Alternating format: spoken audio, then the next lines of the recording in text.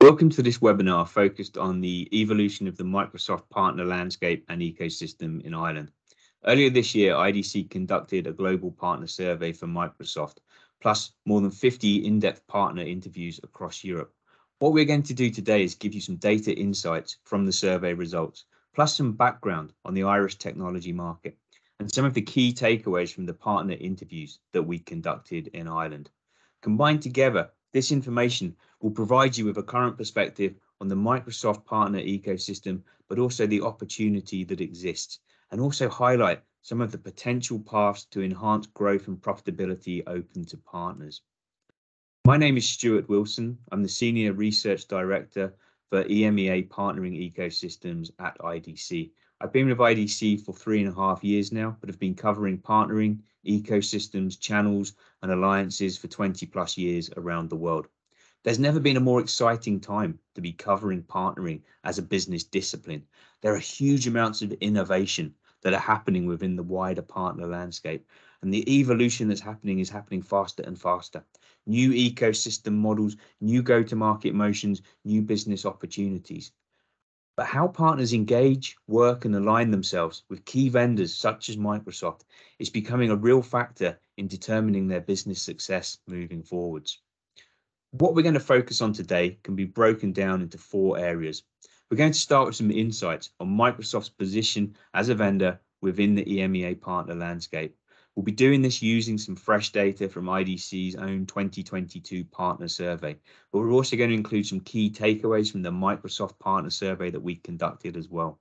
Then we're going to dive into the dynamics of the Irish market, looking first at spending and customer trends, followed by some insights on the performance and activity mix of partners operating in Ireland and the UK. Then we're going to go deeper into the Microsoft partner survey, looking at the approaches to partnership and how that translates into business performance improvement for partners. And finally, we're going to wrap it up with some recommendations for partners.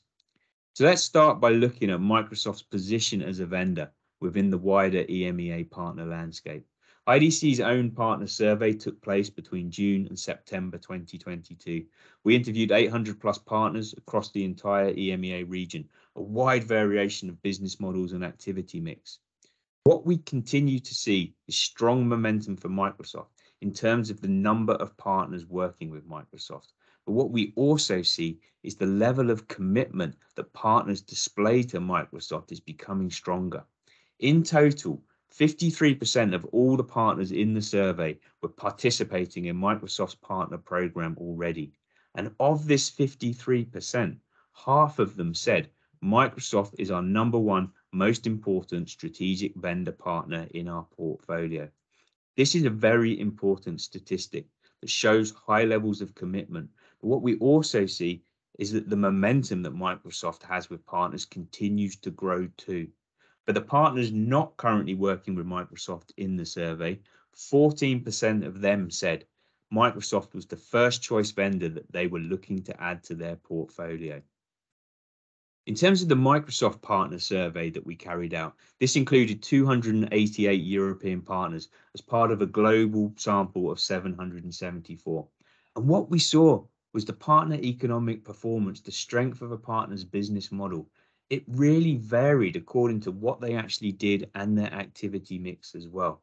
When we're talking about economic performance of partners related to Microsoft, we're looking at for every dollar of Microsoft revenue that they sell, how many dollars of their own services, their own software are they able to sell on top of it? This is a really important statistic to bear in mind as we work our way through these slides today. And these multiples are particularly important in the European theatre, where Microsoft's partner landscape is highly diverse, with a blend of established partners and emerging partners that are focused on specific areas or activities. What we found is that Microsoft partners' economic performance expanded with a focus on IP. Partners that bet on Microsoft are able to grow faster and generate higher margins. Partners with a focus on software and services experience higher gross margins. And partners that invest the most in their own IP do the best. Partners that are actively engaged in co-selling with Microsoft grow faster as well. So let's dig into that economic value data a little bit further. In this study, Survey respondents' business models were determined based on their largest revenue generating activity. So what this means, if a partner derived 30% of their revenues from resale, 40% from services, and 30% from software development, it would be classified as a services-led partner. Services was the largest revenue stream within that partner's business model. IDC has established from the survey results that for every $1 of Microsoft revenue, partners derive a multiple in their own business based on their activities. And a key insight in terms of expanding economic value as a partner and formulating those pathways to growth is that services-led partners in Europe, those that had services as their largest revenue stream, make $5.75 for every $1 of Microsoft revenue. And software-led partners make $7.86. In comparison, resale-led partners in Europe make $2.21 in economic impact. Put simply, that transition from resale towards services and software-led partner business model translates into new economic value opportunities for partners to tap into and open up. Now, that's all well and good, but it's really important to contextualize that process of partner transformation and evolution against the customer environment. And to do that, we can look at the current market situation in Europe and then drill down into Ireland. Now, let's be honest, at a European level, there's a degree of uncertainty in terms of the economic prospects. Recent IDC customer surveys indicate 50% of customers predicting negative GDP growth in 2023, 61% anticipating a recession in the coming year. But even against this wider economic backdrop, technology spending remains resilient. Never lose sight of that fact. And we've seen this throughout the last few years. For those of us working in the technology sector, we're very fortunate to be in this sector. And we continue to hear this from partners again and again. There is a resilience that continues to be seen. And when you look at the data, you see that European IT spending has outpaced GDP. Even when GDP contracted, IT spending grew back in 2020. This resilience continues to this day, especially from a software and services perspective. For many customers, digital investment is seen as a way of building business resilience. It's a way for customers to become more efficient. It's a way for customers to extend their competitive advantage. And for partners, what's really important is that you're tailoring the rationale for investment to the individual customer's position to really make sure that messaging resonates with that customer. So when we drill down into the Irish market, what we see based on the latest IDC data is the IT market in Ireland is predicted to grow at an average rate of 7.8% between 2021 and 2026. The software market will outgrow the overall IT market as Irish customers prioritize software-based solutions across their technology stacks. Partners in Ireland stand to benefit from these spending trends as customers require third-party expertise to source, adopt, manage, and extend the right solutions. The cloud market in Ireland will nearly double in size between 2022 and 2026, growing at a 5-year CAGR of 20%. And SaaS remains the largest cloud services category, accounting for 69% of the cloud market by 2026, while PaaS is seen as the fastest growth area at a 30% CAGR. So what does this mean? When we talk to Microsoft partners in Ireland, we saw this realization that there was an opportunity for them to really change the customer conversations they were having. Think back to what we said about GDP and macroeconomic factors. When we spoke to MJ Flood, they were really clear on this. It was all about, rather than IT being seen as a cost center, it's actually seen as a business enabler. This is gold dust for partners. The ability for partners to change the narrative with the customer. The ability for partners to become invested in the customer's success by allowing those customers to achieve enhanced business resilience through digital and IT investments. What we also saw in Ireland was the power of the wider Microsoft partner ecosystem. More partners were realizing they didn't need to try and do everything themselves. Partner-to-partner collaboration within the wider Microsoft partner ecosystem is possible. That ability to link together the sell-focused, services-focused, and build-focused partners to deliver superior customer experience. This is all about putting the customer at the heart of the ecosystem and actually accessing the best resources from across that partner ecosystem to serve that particular customer. If we go back to basics, what we see from successful partners is they're really focusing in on these areas in terms of how they're talking to customers. It is all about talking to them about efficiency and cost savings, but combining that with agility and flexibility and always thinking about business outcomes. Leveraging technology platforms to build these narratives that really resonate with customers, but also making sure that any short-term projects, any short-term benefits and gains for a customer also fit with their long-term technology agendas and digital strategies and visions. When we look among the surveyed partners in Ireland and UK, we saw that over a third of the partner revenue was coming from industry-specific solutions, with the remainder, 62%, aligned to horizontal solutions. We think that this ability to show expertise and proven case studies in specific industries is becoming more important. When we look across the key industries in Ireland, we see strong cloud growth. Cloud is the core platform underpinning customers' digital transformation projects. Rapid growth in cloud services is changing the IT landscape in Ireland. How Microsoft partners position themselves in relation to these trends will be a determinant of their future success. In 2021, 92% of Microsoft partners in Ireland and the UK grew or maintained their Microsoft business in terms of revenues. And all of the partners expect to grow or maintain their Microsoft-related revenue in 2022. 80% in the UK and Ireland expected growth. There's not a single UK and Ireland Microsoft partner that expects a decline in their Microsoft-related business in 2022. Now, this is an endorsement of the strength of the Microsoft-related revenues that partners can generate. When we start thinking about everything as a service in terms of tapping into OPEX budgets rather than CAPEX, there's the opportunity to build strong, resilient, recurring revenue streams for partners with Microsoft.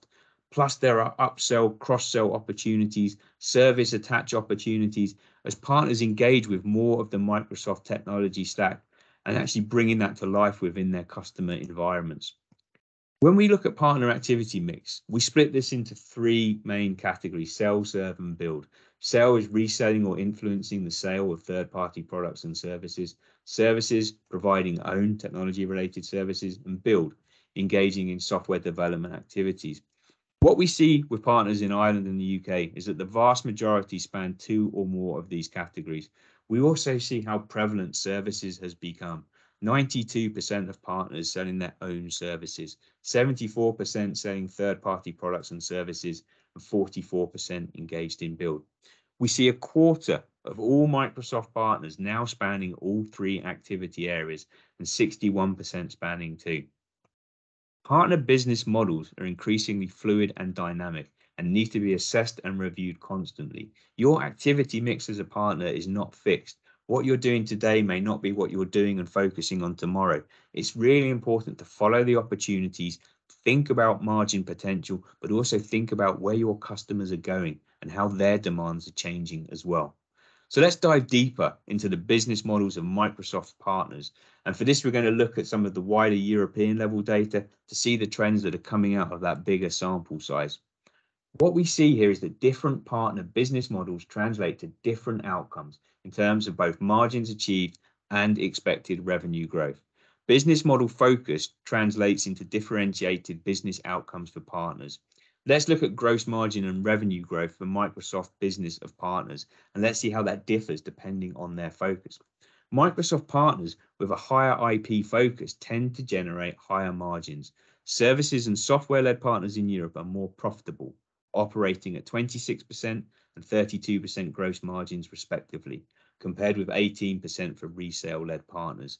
And European software-led partners also expected to grow their business by 43% in 2022, compared to 16% for services-led partners and 15% for resale-led partners. And just as a reminder, when we say resale-led partners, it refers to partners where that sell activity is their largest revenue stream.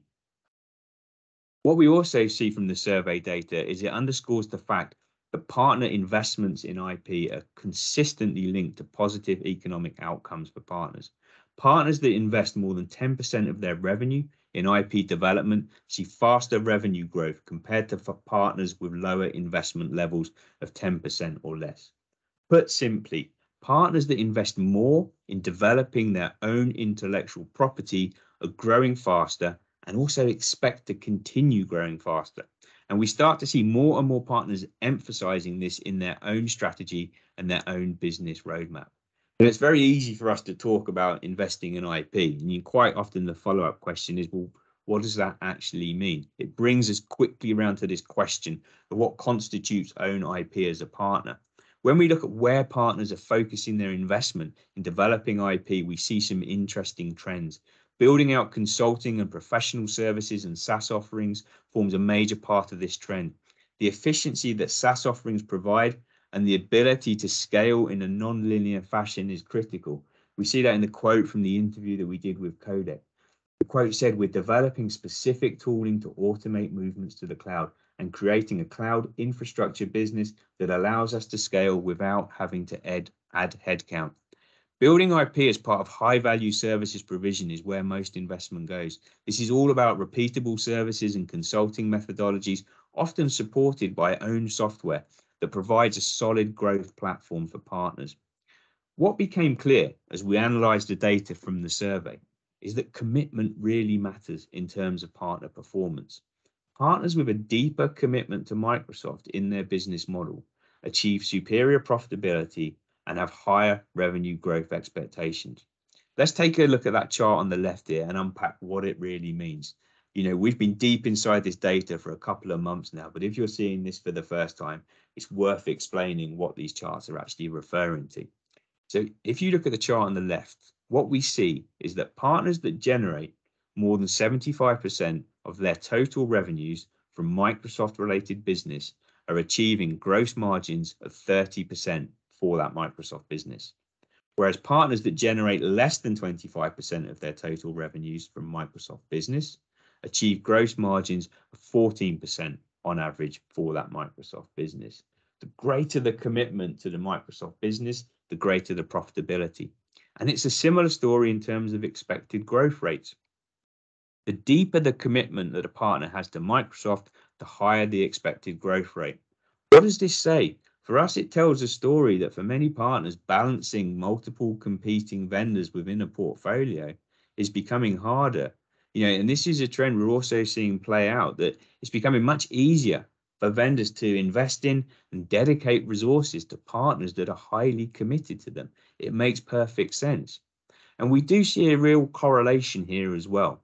We see that partners that are heavily committed to Microsoft are more likely to have access to co-sell resources, because it makes sense for vendors to invest in co-sell motions with committed partners because they know that partner is positioning their technology in the customer environment. And partners that embrace co-sell motions with Microsoft grew faster in 2021, and they also expect to grow faster in 2022. This close alignment between partner and vendor drives better customer experience and customer outcomes. This is all about creating a symbiotic relationship based on deep trust and mutual commitment between vendor and partner. And we've heard this time and time again in the partner interviews that we conducted with Microsoft partners. The strongest Microsoft partners were heavily invested in the relationship and were constantly trying to deepen that relationship and move forwards alongside Microsoft. So let's start bringing this all together to think about what it really means for partners, and specifically what it means for partners working alongside Microsoft. The first point to make, we can't stress this enough, is that commitment matters more than ever. Commitment is the gateway to a significant number of benefits and advantages. It creates visibility and recognition for the partner within Microsoft. And as we've seen as well, the importance of sell with motions as opposed to sell to, sell through motions is starting to matter more and more. And the commitment that you have to Microsoft opens up more of that sell with conversation. It's really about the vendor and the partner being fully aligned in terms of how they're approaching the customer, how they're interacting with the customer, and how the solution is being delivered and managed within that customer environment as well. Microsoft's momentum and partner momentum go hand in hand. Put simply, Microsoft's ambitions are only going to be achieved through working effectively with partners. And yes, the go-to-market models can change because customer demands and customer behavior is changing. The partner engagement frameworks, the partner programs can evolve and change as well. But much of this is in response to wider structural technology market changes, including those changes in customer behavior. Partners have a choice. You can try and fight the change, or you can embrace the change that is happening as well. What we see and what we've seen throughout this project, throughout the survey, and throughout the partner interviews is there is huge opportunity in the Microsoft technology stack for partners that want to embrace that opportunity. There is huge opportunity around cloud security, and we're seeing this backed up by the market data as well. And for partners, much of this can be around IP creation, how they participate on marketplaces. There are so many opportunities for how to deepen and develop these relationships with Microsoft. It really is a case of partners deciding the path that is best for them. So how do you decide which path is best for you? And this is really important to make sure this is based on where you actually are now. We want to leave partners with 4 recommendations to think about. All of these should be considered in the context of your existing relationship with Microsoft, your existing business model, and your existing customer base. But think about the pathway that's right for your business. What we see is successful partners in terms of both revenue growth and margins are investing in the Microsoft relationship. They are building cloud capabilities and skills. They are focused on their own uniqueness, on developing their own IP. And they are really leaning into Microsoft and its ecosystem to build deeper, closer relationships, to drive those co-sell motions and to enhance that collaboration. Yes, there are some headwinds in the macroeconomic environment. And because there are, it's more important than ever that partners make sound, rational decisions around the vendors that they invest in. For partners, making those decisions on which vendor relationships to invest in is more important than ever. I hope you enjoyed this webinar, and thanks very much for listening. There are multiple assets you can download related to this project, including a European ebook and various assets related to countries across Western Europe. Do feel free to get in touch if you have any follow-up questions or comments. Thank you and goodbye.